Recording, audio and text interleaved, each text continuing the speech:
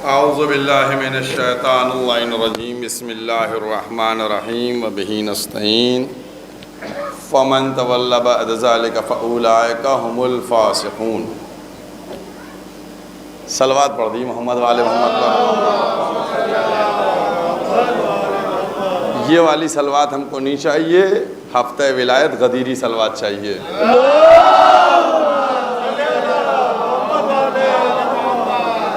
اگر یہ والی صلوات ہونا تھی تو ہم کہتے ہی نہ صلوات پڑھ دیجئے۔ ہم تو چاہیے رہیں کہ فرش محفل پہ بیٹھے ہیں، جتنا زیادہ ثواب لے جائیے وہ آپ کے لیے بہتر ہے۔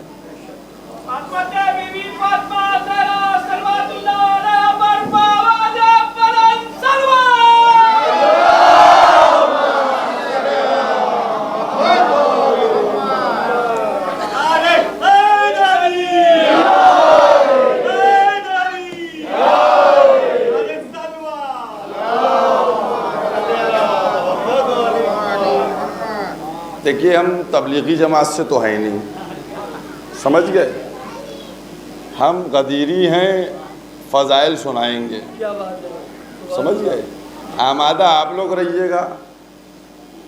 قرآن کریم کے جو الفاظ میں نے سرنامہ تقریر قرار دیے، میں نے خطبہ کچھ نہیں پورا پڑھا کیونکہ آپ لوگوں کو شعرا چاہیے ہوں گے جلدی، لیکن ہم جب تک اپنی کہہ نہیں لیں گے شعرا کو آنے نہیں دیں گے، یہ بتائے دے رہا ہوں آپ سے، کیونکہ میں بھی آدھے گھنٹے 45 منٹ سے بیٹھا ہوا ہوں، سن رہا ہوں، سمجھ گئے؟ تو اس چکر میں رہیے گا نہیں۔ یہ سورہ آل عمران کی 82 نمبر آیت، کیونکہ دیکھیے یہ ہفتہ جو چل رہا ہے، حالانکہ سب لوگ الگ الگ مناتے ہیں لیکن میں پورا ہفتہ مناتا ہوں ہفتہ ولایت،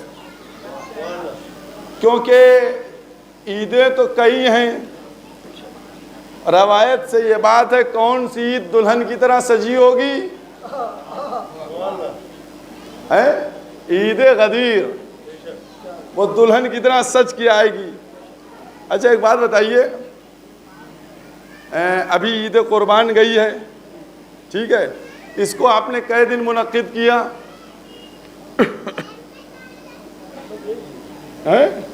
نہیں، ایک دن نہیں کیا، ہم بتاتے ہیں آپ کو۔ بھی دیکھیے اگر گوشت چل رہا ہے بقرعید کا فریج میں ابھی تک، تو ابھی تک چل رہی ہے نا؟ یہ ہو گئی عید قربان۔ عید فطر، اس میں کہہ دن آپ لوگ سمجھ گئے؟ یہ تو اللہ کی نعمت ہے، دو عیدیں ملی ہیں آپ لوگوں کو۔ لوگ ایک عید کے لیے تڑپتے ہیں، 2 عیدیں مل گئی، تو اس میں آپ لوگ جب تک کپڑے میلے نہیں ہوتے ہیں تب تک عید چلتی رہتی ہے۔ عید فطر کم سے کم 3 دن، عید قربان جب تک جو ہے گوشت چل جائے تب تک عید قربان۔ اچھا عید غدیر کئے دن مناتے ہیں؟ اب تو بات یہ پھنسی ہے، ابھی پھنسی ہے، دیکھیے ایک دن بھی نہیں مناتے ہیں۔ کسی کیا 2 گھنٹے کی محفل ہوئی تو 2 گھنٹے منا لی، کسی کیا 10 منٹ کی نظر ہوئی تو 10 منٹ منا لی، سمجھ گئے؟ آپ غور کر کے بتائیے کہ عید غدیر جو عید اکبر ہے، سب سے بڑی عید ہے، اور اب ایک جملہ کہنے جا رہا ہوں، بہت ہوشیاری سے سنیے گا، میں وہ الفاظ استعمال نہیں کرتا ہوں اور آپ لوگوں کو بتا رہا ہوں۔ دیکھیے عید فطر کون کون مناتا بتائیے مجھے؟ نہیں سب نہیں، ہم تو کھل کے بولتے ہیں۔ عید فطر کون کون مناتا ہے؟ عید قربان کون کون مناتا ہے بتاؤں؟ عید قربان جو ہے وہ مسلمان بھی مناتا ہے، منافق بھی مناتا ہے، مومن بھی مناتا ہے نا؟ عید قربان تینوں مناتے ہیں، مسلمان، مومن، منافق۔ اور عید الفطر کون مناتا ہے؟ مسلمان، مومن، منافق۔ عید غدیر کون مناتا ہے؟ عید غدیر صرف مومن مناتا ہے، جس کی ایمان نیک ہوتی ہے، باپ ایک ہوتا ہے، اور کوئی نہیں منا پاتا۔ آپ یہ عید غدیر کی خوشی کسی کو مل جائے، ہر ایک کو نصیب نہیں ہے، ہر ایک کے مقدر میں عید غدیر کی خوشی نہیں ہے، اس کی فضیلت نہیں ہے۔ آپ کیا سمجھتے ہیں؟ کیا ابن عوام کے مقدر میں ہے یہ؟ کیا ابن مسافر کے مقدر میں ہے؟ عید غدیر کی خوشی فقط اور فقط اس کے مقدر میں جس کی ولدیت معلوم ہوتی ہے، نامعلوم کی ولدیت میں عید غدیر نہیں ہے۔ یہ دیکھیے عید غدیر اور اس کی عظمت کو سمجھیے۔ ابھی آؤں گا، مجھے یاد ہے میں نے کیا الفاظ پڑھے تھے، اس کو بیان کروں گا۔ عید غدیر جو ہے ایک بیماری جو چل رہی ہے، دو تین باتیں اپنے مطلب کی کہہ دوں، سمجھ گئے؟ اچھا یہ بتائیے، مقصرین کا آغاز ہوا کہاں سے تھا؟ غدیر سے آغاز ہوا تھا۔ کیا بات ہے! سب سے پہلا مقصر غدیر میں نظر آیا تھا، اور آج جو اتحاد کی بات کر کے ولایت کو تھوڑا کم کرنے کی بھی کوشش کرتے ہیں، ان سے کہنا یہ چاہتا ہوں کہ رسول کو نہیں معلوم تھا کہ خطبہ غدیر کے بعد بکھر جائیں گے مسلمان؟ کیا نہیں معلوم تھا؟ رسول نہیں کہیں گے پروردگارہ بڑی محنت سے یہ 1.25 لاکھ ہم نے اکٹھا کیے، اگر میں نے خطبہ غدیر بیان کر دیا، ابھی میں کھڑا ہو گیا اور ولایت کا اعلان کر دیا تو یہ سب بگڑ جائیں گے؟ یاد رکھیے خالق نے یہی کہا کہ نہیں، بیان ہونا چاہیے تاکہ پتہ چل جائے کہ علی والا کون ہے، شناخت ہو جائے کہ کون علی والا ہے۔ ورنہ شرارت کا تو اس وقت بھی ڈر تھا، تبھی تو تسلی دی گئی واللہ یعصمک من الناس، پریشان نہ ہونا، اللہ تم کو لوگوں کے شر سے محفوظ رکھے گا۔ غدیر جو ہے، اور اس کو جو میں نے کہا کہ 3 دن جو مناتے ہیں اور 4 دن جو مناتے ہیں عیدوں کو، اس غدیر کو دیکھیے، اب ایک چیز سمجھ لیجیے آپ، نہ 115واں سورہ نازل ہوگا، نہ کوئی نبی آئے گا، نہ کوئی رسول آئے گا۔ جب یہ چھوٹی چھوٹی عیدیں 3 دن منائی جاتی ہیں تو ہم غدیر سے لے کر مباہلہ تک دونوں عیدوں کو ملا کے ہفتہ ولایت کیوں نہ منائیں؟ پورا 1 ہفتہ ولایت امیر المومنین علی بن ابی طالب علیہ السلام کا۔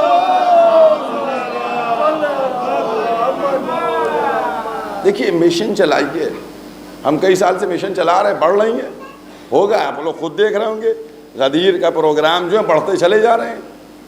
اور جب تک آپ دیکھیے، چور کو پکڑنے کے لیے ضرورت اس بات کی ہوتی ہے کہ آپ تھوڑا سا اس معاملے کو اوپر لے کے آئیے۔ میں ابھی آپ کو بتاتا ہوں، آپ یہ بتائیے کہ یزید کو بے نقاب کرنے کے لیے کوئی سورہ آیا تھا؟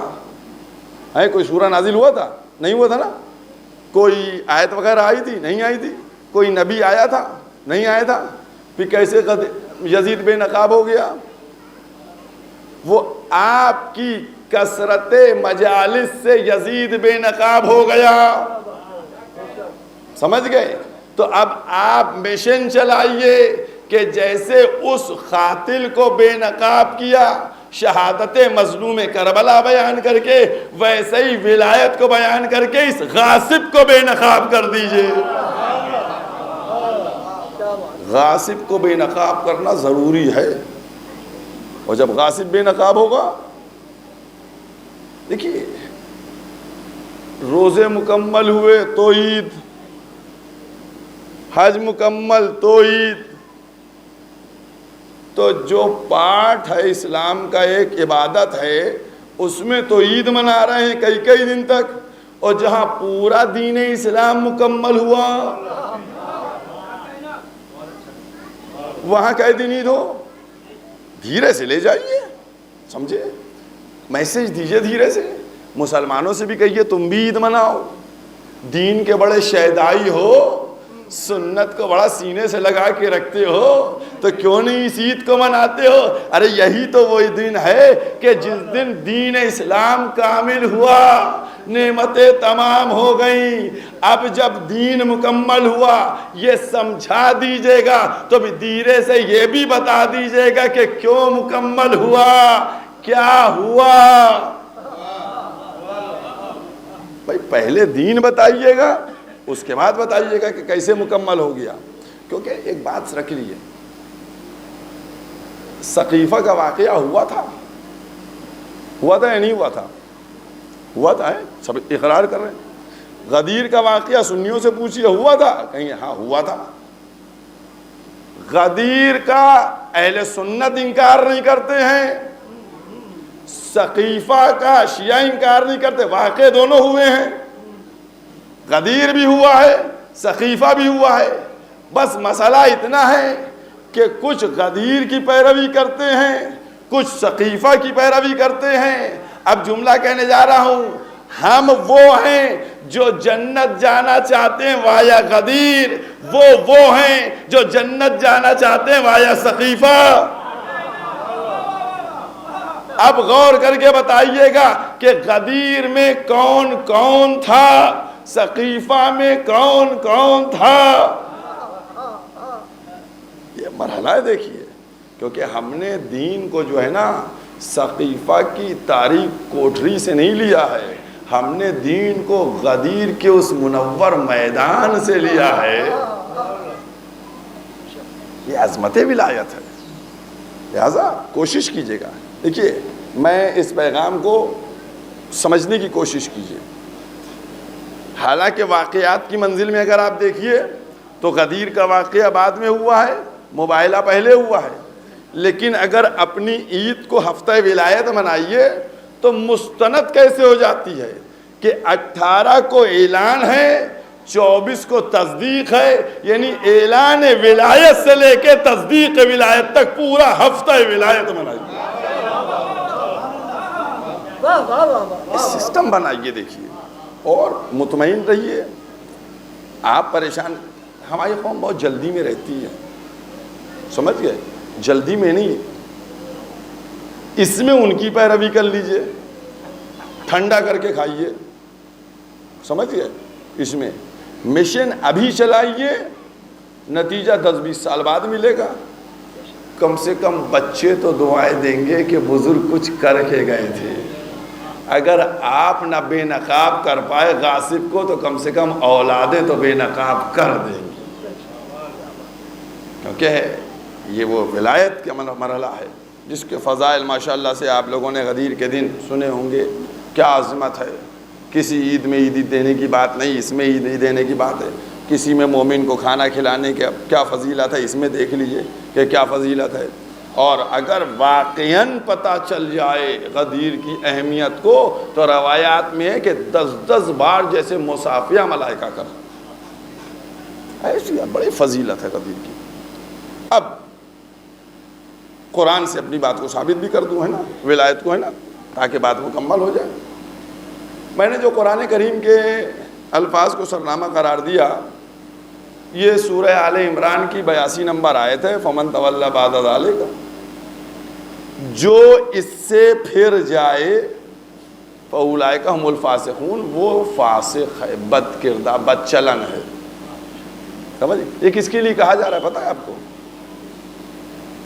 کس کے لیے کہا جا رہا ہے؟ دیکھیے، ہم ایک کوشش یہ کرتے ہیں، اور میں سمجھتا ہوں آپ لوگ جتنے لوگ ہیں اکثر سنتے ہیں، ہم حوالہ دیتے کیوں ہیں؟ ہم ہوا میں بات نہیں کرتے، حوالہ دے کے بات اس لیے کرتے ہیں کہ کبھی کبھی قرآن کھول کے دیکھا کیجیے کہ یہ مولوی جو کہہ کے گیا ہے صحیح ہے نہیں ہے۔ ہو سکتا ہو کچھ اچھا لگے گا تو آگے پیچھے بھی بڑھ جائیے گا۔ تو یہ کس کے لیے کہا گیا ہے کہ فاولئک هم الفاسقون، یہ سب کے سب فاسق ہیں؟ کس کے لیے کہا گیا ہے معلوم ہے آپ کو؟ سورہ آل عمران کی جو 81 نمبر آیت ہے، وہ آیت سب آپ جانتے ہیں، بزرگوں نے سنا ہوگا، وہ ہے آیہ میثاق۔ آیہ میثاق سمجھے؟ جہاں انبیاء سے عہد و پیمان لیا گیا ہے نا. اب سب کی سمجھ میں آنے لگا جلدی جلدی. انبیاء سے کیا عہد و پیمان لیا گیا کہ تم کو محمد کی مدد کرنا ہے, نصرت کرنا ہے, گواہی دینا ہے, اور ہم بھی گواہ ہیں اور تم بھی ہمارے ساتھ. یہ ہے آئے میثاق. یہ بات کہنے کے بعد تمام انبیاء سے کہ تمہیں نصرت کرنا ہے, مدد کرنا ہے, نبی کی آخر کی سب کے, اس کے بعد کا یہ جملہ ہے کہ اگر تم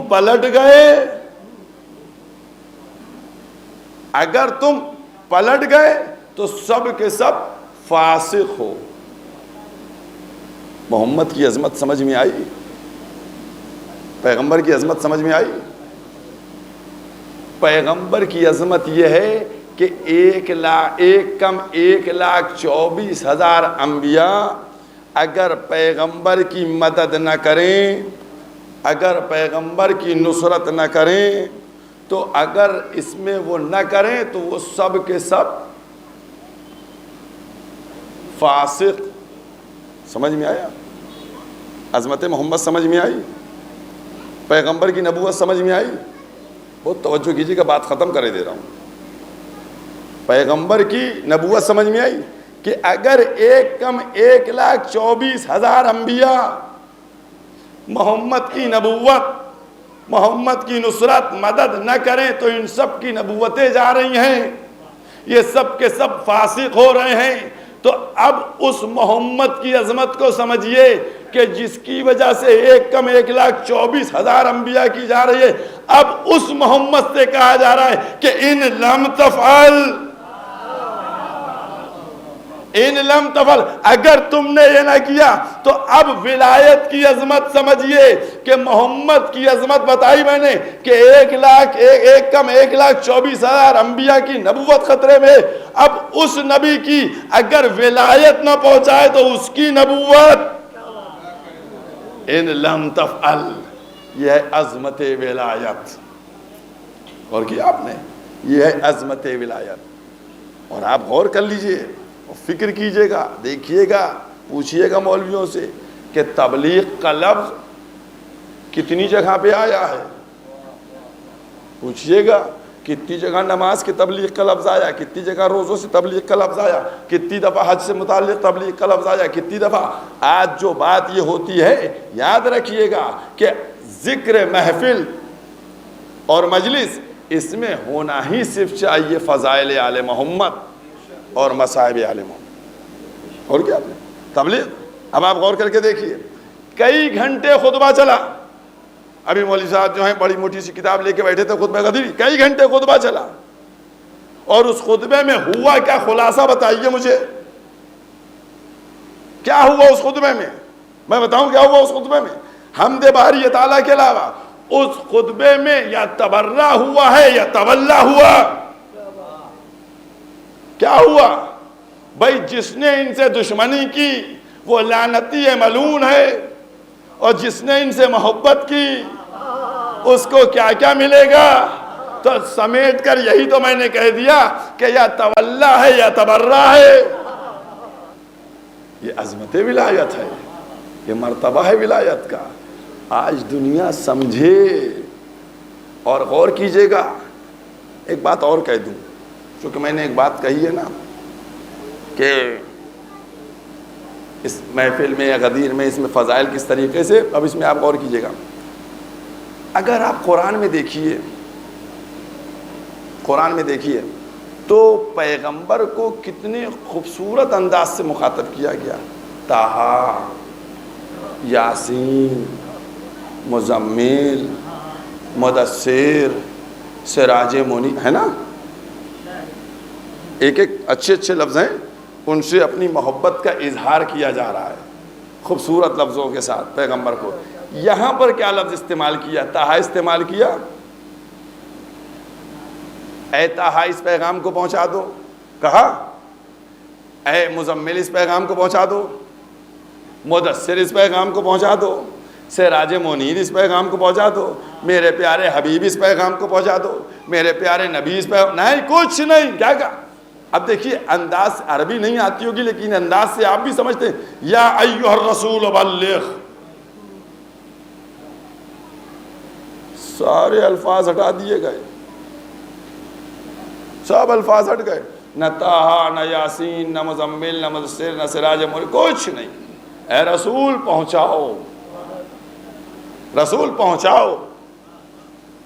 اور کیا نہیں، پروردگارا کوئی لفظ اور تھا، طٰہٰ یاسین مزمل مدثر کچھ استعمال کر لیتا، یہاں پہ ڈائریکٹ یا ایھا الرسول بلغ۔ اب بتائیے آپ، کوئی بتائے گا مجھے کیوں ایسا ہوا؟ دیکھیے قرآن کریم کے الفاظ پہ غور کرنے کی ضرورت ہے، اور جو ٹاپ فلور میں آپ کے پاس ہے میٹیریل اس کو یوز کرنے کی ضرورت ہے، سمجھ گئے؟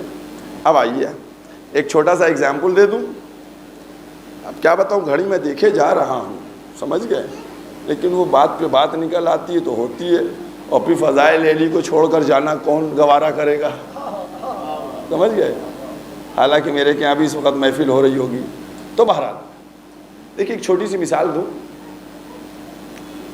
انسان کی دو کرسیاں ہوتی ہیں، ایک گھر میں اس کی کرسی ہوتی جگہ ہوتی ہے، ایک اس کی آفیشیلی کرسی ہوتی ہے، ٹھیک ہے، ایک آفیشیلی ہوتی ہے اور ایک گھریلو اپنی کرسی اس کی ہوتی ہے۔ ایک اب ایگزامپل دے رہا ہوں آپ کو بہت سمیٹ کے، مثلا ایک لڑکا ہے، ڈی ایم ہے، ڈی ایم، یہ لڑکا جب گھر کی کرسی پہ بیٹھا ہوا ہے تو اس کا باپ اس سے کیا کہتا ہے،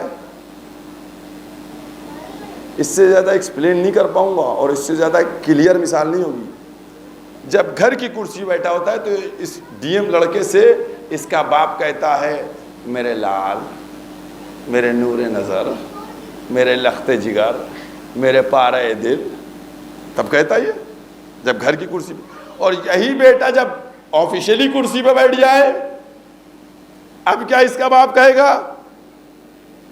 اب اگر اس کو لائسنس چاہیے ہے تو یہ نہیں لکھے گا کہ میرے نور نظر مجھ کو لائسنس دے دو، میرے لخت جگر میرا یہ کام کر دو، اب کیا لکھے گا؟ اب لکھے گا جناب ڈی ایم صاحب۔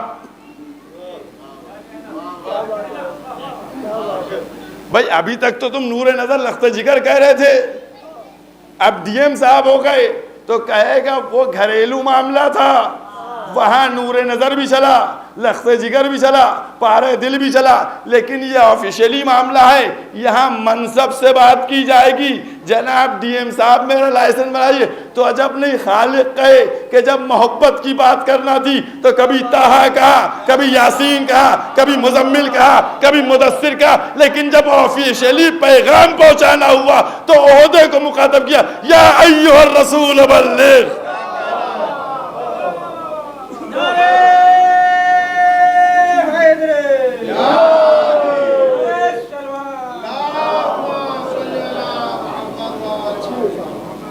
اس لیے کہا گیا یا ایھا الرسول۔ اور سنیے ایک بات اور کہتا چلوں، جو میں نے بات کہی تھی اس کو دیکھیے، ان لم تفعل، یہ ہوا نا، اگر تم نے یہ نہیں کہا، اس کا ریزن ڈھونڈیے، یہ کیوں کہا؟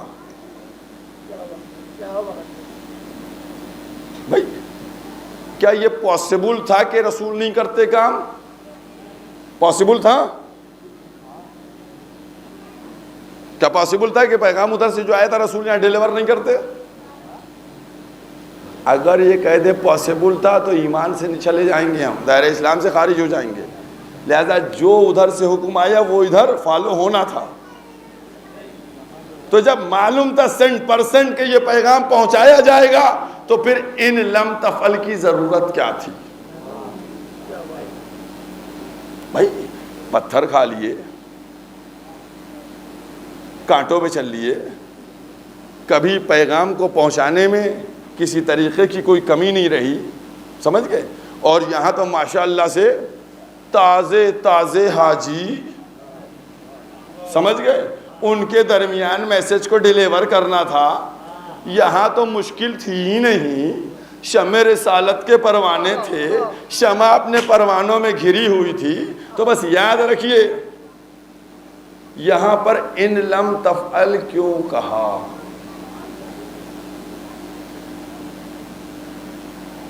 کیوں کہا بتائیے؟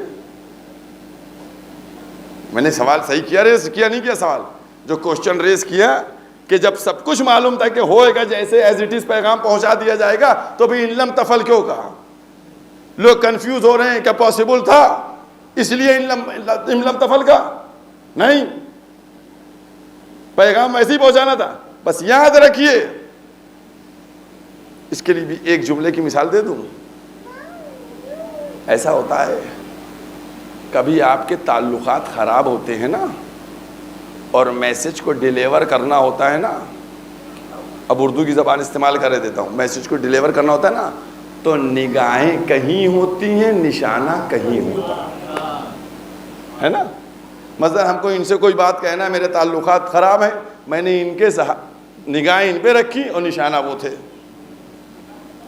اب تو میں نے پوری بات کہہ دی یا ابھی بھی کچھ بچا ہوا ہے؟ یاد رکھیے یہ ان لم تفعل پیغمبر سے نہیں کہا جا رہا تھا، پیغمبر سے کہہ کے ان کو بتلایا جا رہا تھا کہ اگر پیغمبر اس کو نہ پہنچائیں تو ان کی رسالت جاتی ہوئی نظر آئے گی. تو اگر تم نہ اس کو مانو تو تمہارا اسلام کہاں بچے گا؟ تو اب ہر ایک کو یہی سمجھنا چاہیے کہ اگر ہم اس کی تبلیغ نہ کریں تو گویا تبلیغ ہی نہیں کی. یہ عظمت ہے ولایت کی اور اس عظمت کو ہمیں سمجھنے کی ضرورت ہے. اور یاد رکھیے، اور پھر یہ عید تو وہ ہے نا کہ جو چاند کے ذریعے نہیں دیکھی جاتی ہے، یہ چہرے دیکھ کے عید ہوتی ہے. کیونکہ اس سے چہرے پتہ چلتا ہے کہ کیا عید ہے، کیونکہ خاص لفظ ہے. چہروں پہ مسرت ہو غدیر کے دن، خوشحالی ہو، اپنے کیا دعوت دیجئے، ان کے کیا جائیے، یہ ہے عید. لہذا کوشش کرنا چاہیے اور اس پیغام کو اور ولایت کو، کیونکہ یاد رکھیے ہماری جان، ہماری روح، سب کچھ اگر ہے تو وہ صرف ولایت امیر المومنین اور عزادار یہ امام حسین. ہماری شناخت اسی سے. اب آپ غور کیجئے گا اور بس ایک دو جملے اور مبارکباد میں بھی دے دوں، اور اس کے بعد چونکہ ابھی میں ذی قعدہ کے مہینے میں تھا تو آقا شیرازی مرجع جہان تشیع آیت اللہ عظمہ سید صادق حسین شیرازی، آپ ان مراجع کو دیکھیے کہ کس طریقے سے یہ لوگ کام کرتے ہیں. کہ جو لوگ مل رہے تھے انہوں نے بھی کہا کہ جانا تو غدیر کی عید ہے، تو ہماری طرف سے ان سب کو مبارکباد دینا، ہندوستانیوں کو مبارکباد دینا، مومنین کو. لہٰذا ان کا بھی پیغام اور ان کی طرف سے بھی آپ سب کو یہ عید غدیر، عید مبائلہ، ہفتہ ولایت، سب کی بہت بہت مبارکباد ہو.